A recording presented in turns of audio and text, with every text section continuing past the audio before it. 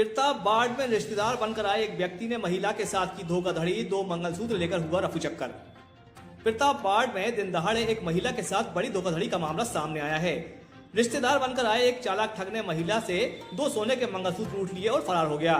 घटना रविवार शाम की है। फरियादी क्रांति पति सुजान पटेल उस वक्त घर पर अकेली थी, जबकि उनके पति दुकान पर गए थे। तभी एक अज्ञात व्यक्ति घर में घुस गया और खुद को महिला का मायके का रिश्तेदार बताने लगा। उसने कहा कि घर में कुछ परेशानी चल रही है, आपके पिताजी ने मुझे निवारण के लिए भेजा है। बहकावे में आई महिला से पहले उसने चावल मांगे, फिर गले में पहना मंगलसूत्र उतरवा लिया, जिसके बाद घर की अलमारी में रखा दूसरा मंगलसूत्र भी मांग लिया और दोनों मंगलसूत्र लेकर मौके से फरार हो गया। घटना की जानकारी लगते ही पति पत्नी थाने पहुंचे और पुलिस से शिकायत की। हालांकि घर के बाहर लगे सीसीटीवी कैमरे में अज्ञात व्यक्ति को देखा जा सकता है।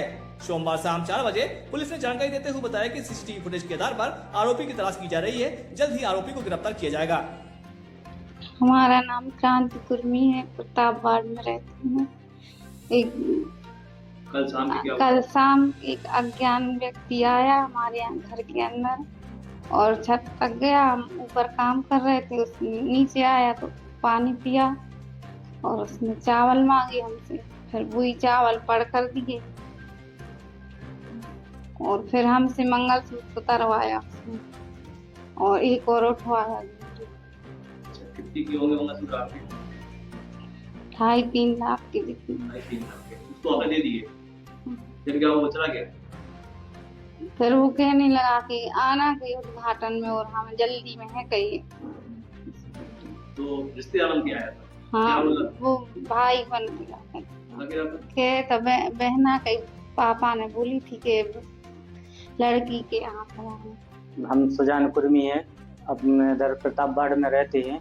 आगे सुजान ऑटोमोबाइल्स के नाम से दुकान हैगी। हम दुकान पर काम कर रहे थे।